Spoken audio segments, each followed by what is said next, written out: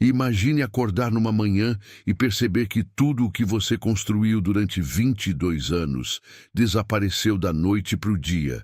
Não é pesadelo, não é filme. É a vida real de Eduardo Mancini, um homem que chegou a ter 47 milhões no banco, 3 empresas, 2 apartamentos de luxo e uma Ferrari vermelha estacionada na garagem. Agora imagine que a única pessoa capaz de salvar esse homem não era um consultor financeiro de terno importado, não era um coach famoso, não era um amigo rico. Era Dona Teresa, 61 anos, faxineira do prédio comercial onde ficava o escritório falido de Eduardo, mulher que ganhava R$ 400 por mês e que, mesmo assim, nunca tinha dívida alguma. Essa é a história que você vai ouvir hoje. E eu preciso que você preste muita atenção, porque o segredo que Dona Teresa revelou para Eduardo vai mudar completamente a forma como você enxerga o dinheiro, o sucesso e a vida que você merece ter. Eduardo Mancini nasceu em Ribeirão Preto, interior de São Paulo, filho de um mecânico e de uma costureira. Desde criança, ele via o pai chegar em casa com as mãos sujas de graxa e o rosto marcado pelo cansaço, e jurava para si mesmo que a sua história seria diferente. Não havia nada de errado com o trabalho do pai, que Eduardo amava e respeitava profundamente, mas havia em seu peito uma chama que não se apagava, um desejo intenso de prosperar, de construir algo grande, de provar para o mundo que era possível ir além das circunstâncias do nascimento. Aos 17 anos, enquanto os amigos passavam o fim de semana na praça, Eduardo vendia refrigerante num isopor na porta do estádio. Aos 19, juntou o dinheiro dessas vendas e abriu uma pequena loja de eletrônicos usados num bairro simples da cidade. Não era glamouroso.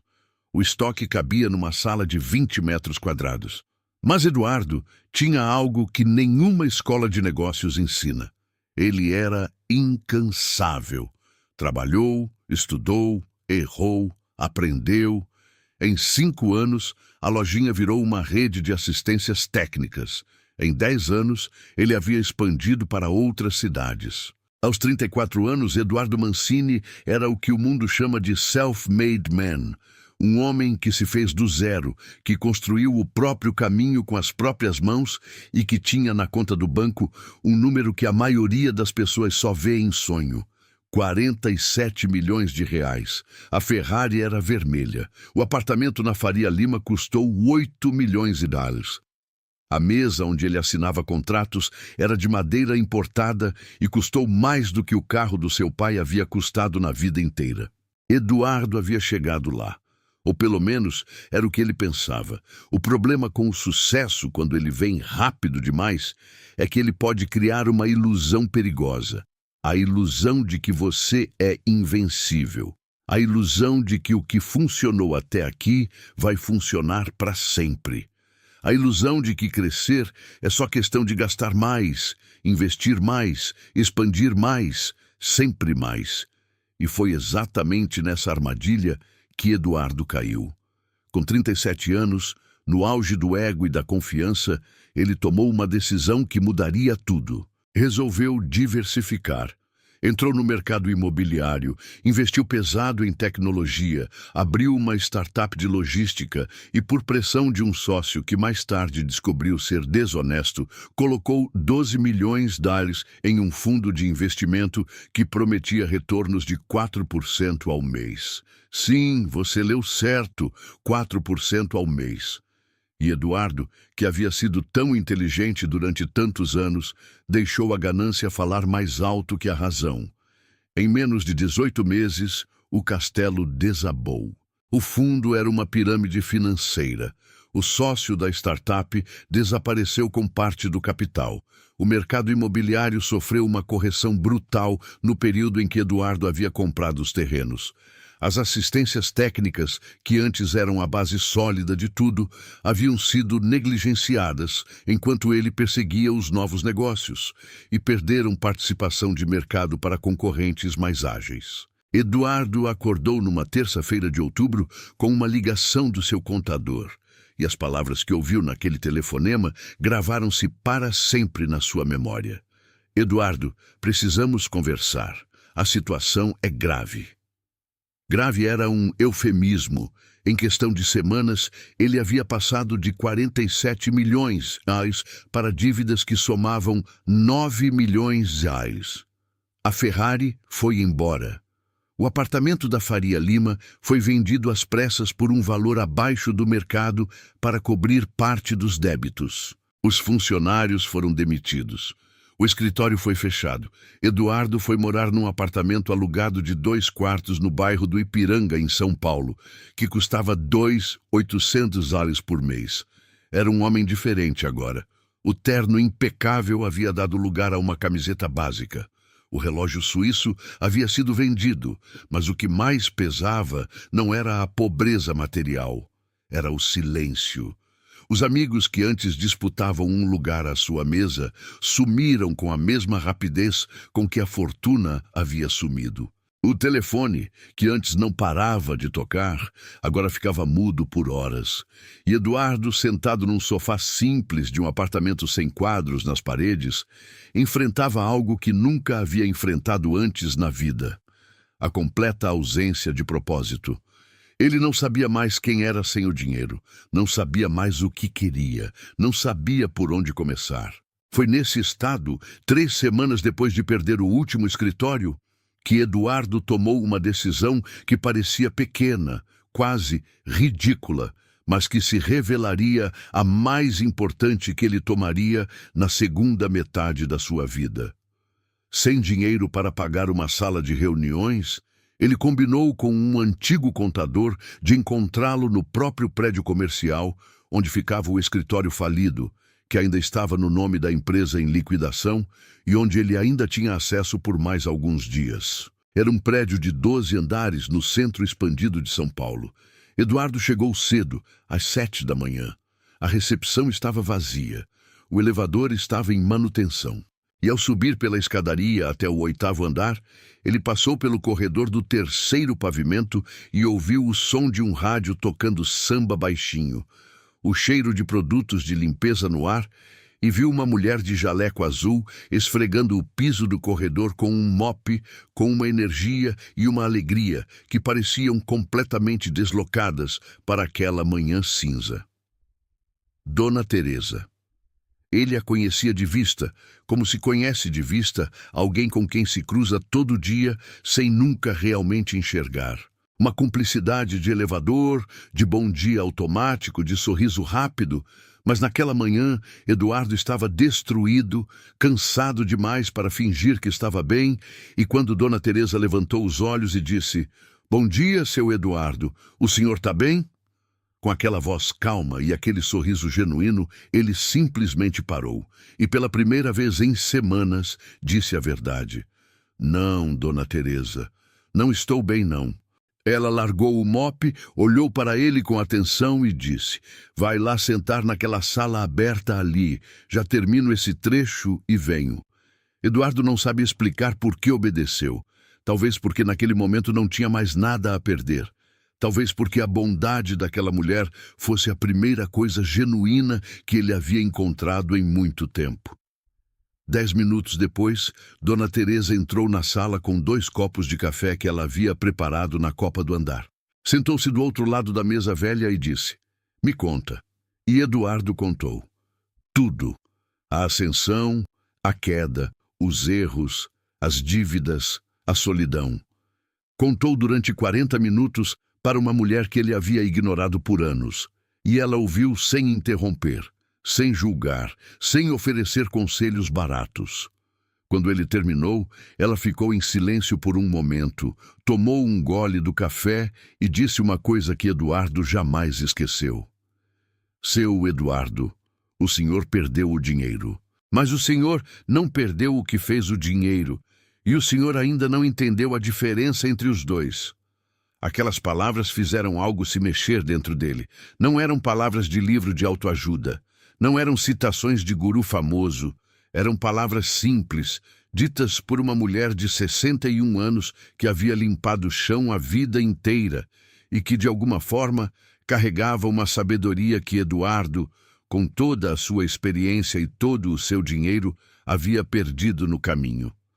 Ele pediu para ela continuar, e Dona Teresa, com uma naturalidade desconcertante, começou a contar a própria história. Ela havia chegado em São Paulo aos 22 anos, vinda do Nordeste, sem estudo, sem família, sem dinheiro. O primeiro emprego foi de doméstica numa casa de Moema. Dormia no quartinho dos fundos, ganhava um salário mínimo e mandava metade para a mãe que havia ficado no Ceará. Com a outra metade, ela precisava se sustentar, pagar o transporte, comprar o básico. Era matematicamente impossível sobrar algo. Mas sobrava. Eduardo a interrompeu. Como? Com esse salário todo, como sobrava? E Dona Teresa sorriu com a paciência de quem já explicou isso para si mesma 1000 vezes e compreendeu de uma forma que vai além das palavras. Porque eu aprendi uma coisa muito cedo, seu Eduardo. Aprendi que o dinheiro é como água.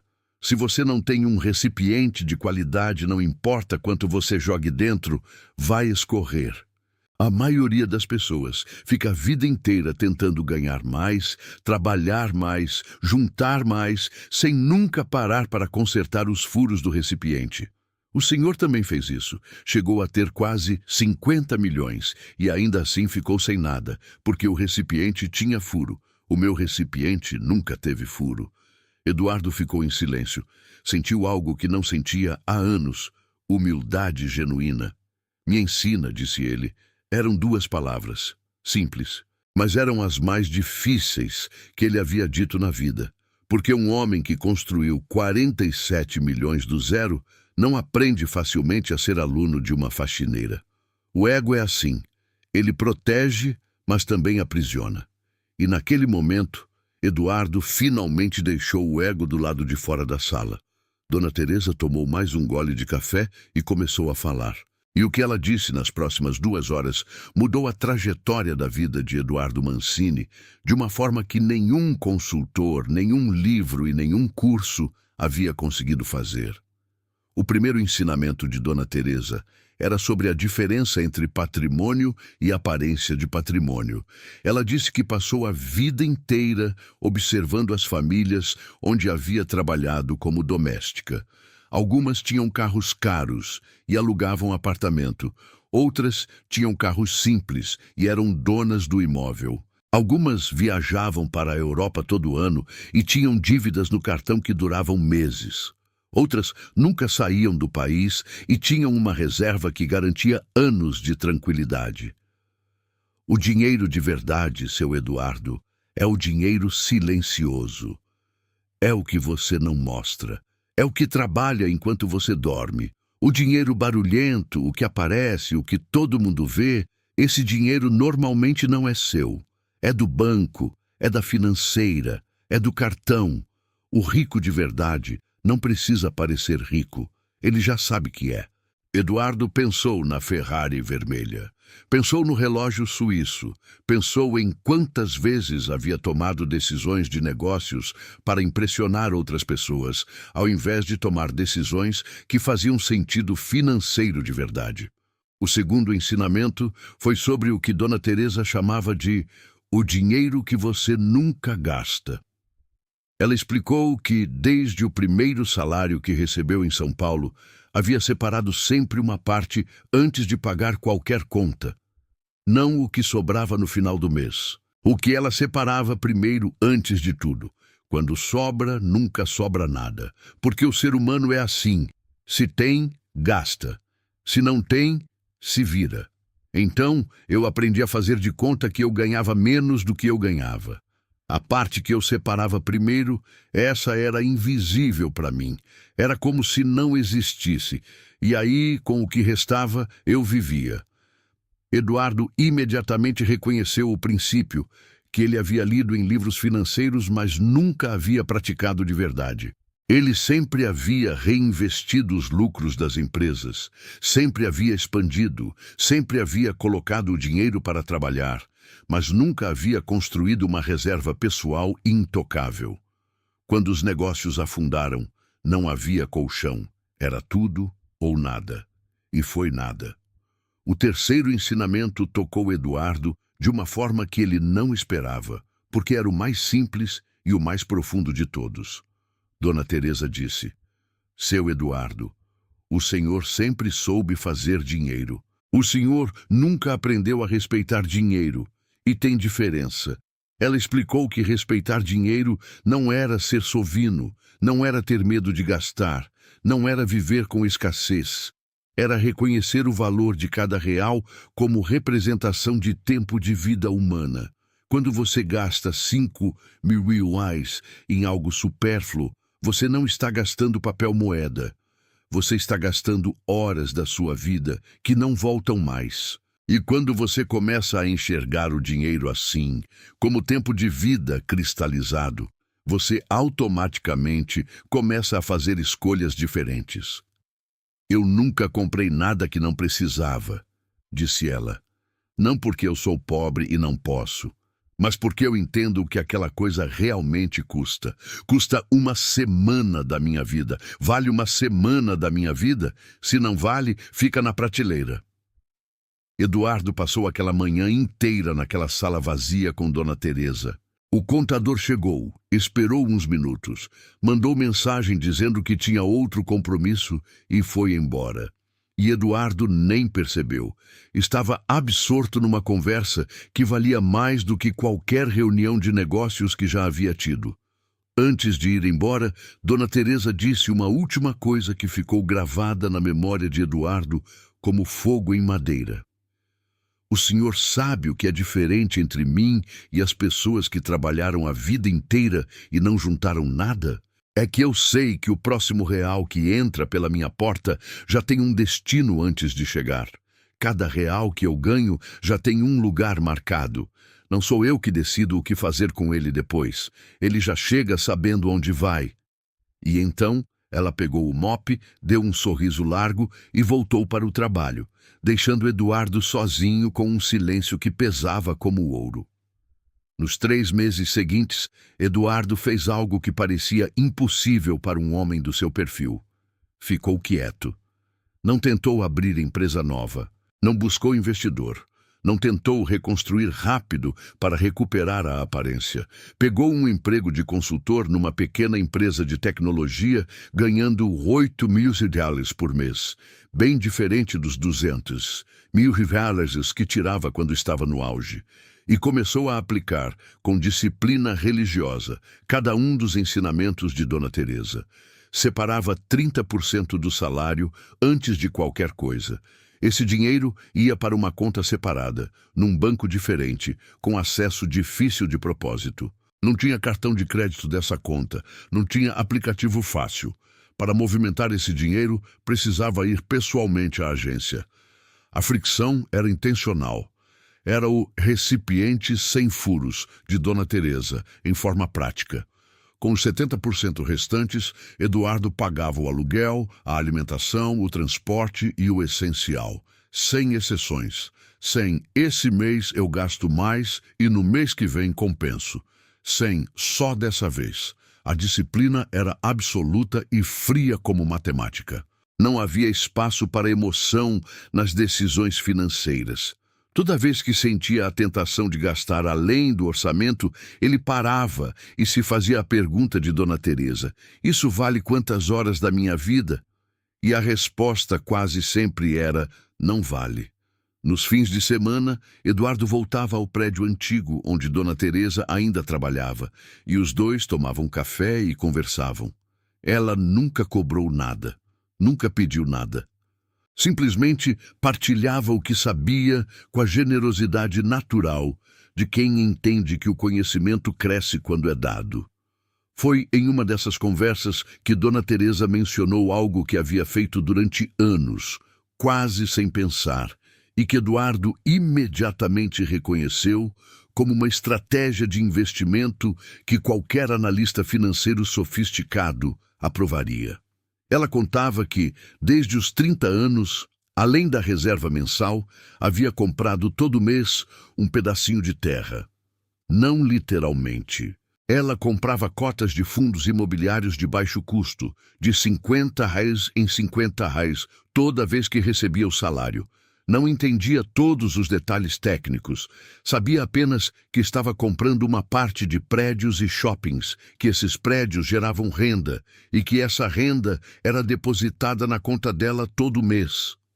Em 31 anos fazendo isso, Dona Teresa tinha uma carteira de investimentos que gerava R$ 4.200 mensais de renda passiva.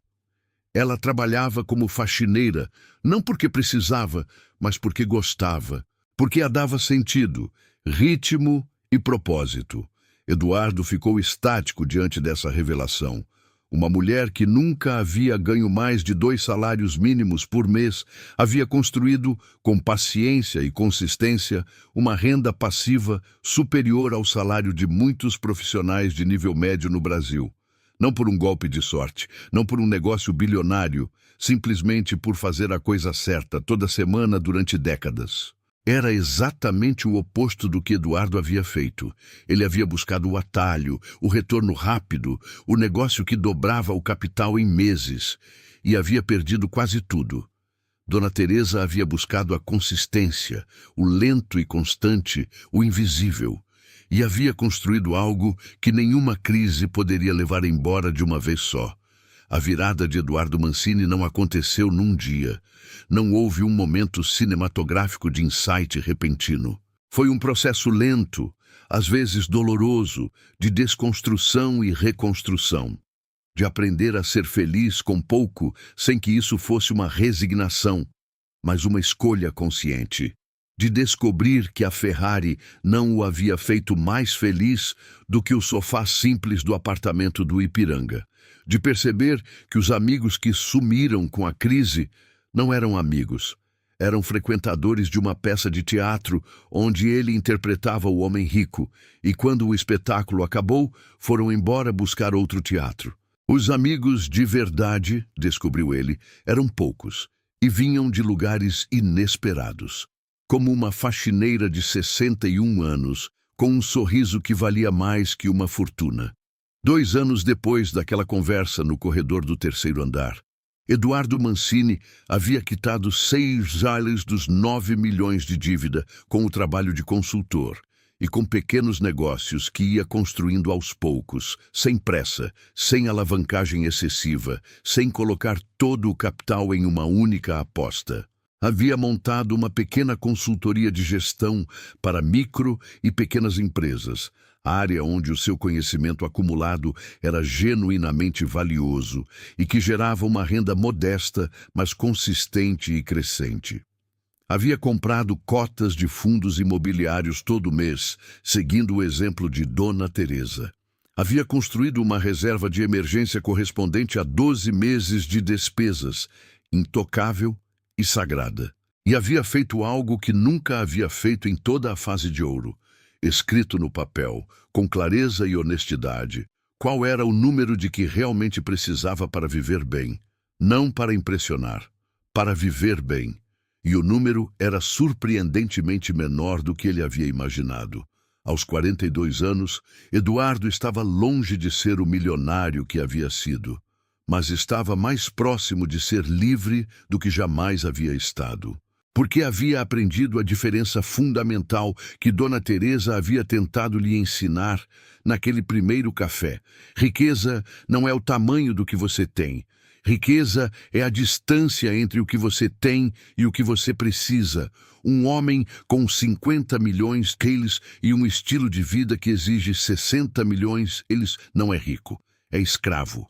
Uma mulher com 4 vezes 200 reais de renda passiva e um estilo de vida que exige 3.006 é genuinamente livre. E liberdade, compreendeu Eduardo, era o único luxo que realmente importava. No dia em que quitou a última parcela da dívida, Eduardo foi ao prédio levar um buquê de flores para Dona Teresa. Ela ficou vermelha de vergonha e disse que flores eram coisa de novela. Ele riu. Era a primeira vez que ria de verdade em anos.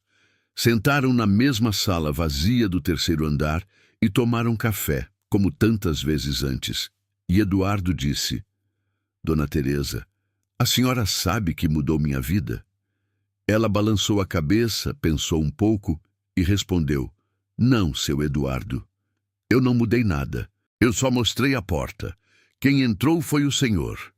E então ela acrescentou com aquela sabedoria tranquila que parecia vir de algum lugar além do que os livros podem alcançar. O segredo, no fim das contas, é simples demais para as pessoas quererem acreditar. O segredo é que riqueza se constrói no que você não gasta, não no que você ganha. É no silêncio entre R$ 1 que entra e R$ 1 que sai que a prosperidade mora. A maioria das pessoas passa a vida inteira tentando aumentar o que entra e nunca para diminuir o que sai. E assim, por mais que ganhem, nunca chegam a lugar nenhum. Eduardo voltou para casa naquele dia com o coração diferente, mais leve, mais inteiro. Nos meses seguintes, começou a compartilhar o que havia aprendido. Dava palestras gratuitas para jovens em escolas públicas.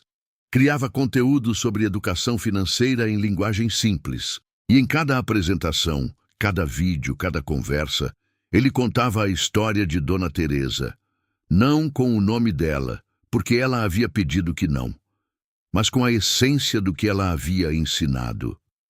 Porque ele sabia que o maior crime cometido contra as pessoas comuns não era a falta de oportunidade, era a falta de informação sobre como transformar qualquer oportunidade, por menor que fosse, em prosperidade duradoura.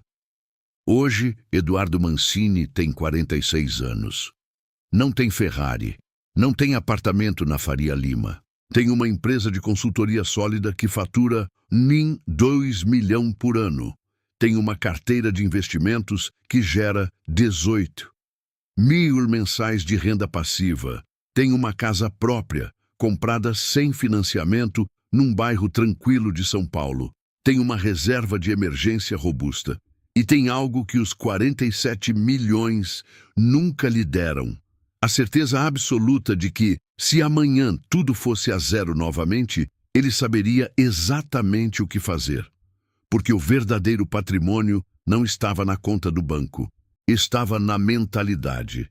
E essa, Dona Teresa havia lhe mostrado, não tem preço e não pode ser tomada por nenhuma crise, nenhum golpe, nenhum mercado volátil do mundo. E Dona Teresa, ela se aposentou aos 62 anos, um ano depois daquele primeiro café no corredor. Não por obrigação. A renda passiva dos fundos imobiliários acumulados durante 3 décadas, somada à aposentadoria do INSS, garantia uma vida confortável. Mas ela voltou a trabalhar 6 meses depois, em meio período, numa escola de educação infantil, onde ensinava crianças a cultivar uma horta. Disse que o dinheiro já não era o assunto mais importante da vida. Era a utilidade. Era acordar toda manhã sabendo que havia algo esperando por você. Algo que importava, algo que o mundo ficaria um pouco pior sem a sua presença. Isso, concluiu ela, era a verdadeira prosperidade. Não era um número no extrato bancário. Era a sensação de estar exatamente onde você deveria estar, fazendo exatamente o que você deveria fazer, com a consciência tranquila de quem construiu uma vida com integridade, paciência e respeito pelo próprio tempo. Se você chegou até aqui, eu preciso que você faça uma coisa agora mesmo, não amanhã. Agora, pega um papel e uma caneta ou abre o bloco de notas do celular e escreve o número de que você realmente precisa para viver bem. Não o número que impressiona, o número real. Então olha para a diferença entre o que você tem hoje e esse número e perceba que essa diferença provavelmente é muito menor do que o seu ego quer fazer você acreditar. A prosperidade que você busca pode estar mais perto do que você imagina. Mas ela nunca vai aparecer enquanto você estiver olhando para o lado errado, buscando a Ferrari antes de consertar os furos do recipiente. O segredo de Dona Teresa não estava nos fundos imobiliários.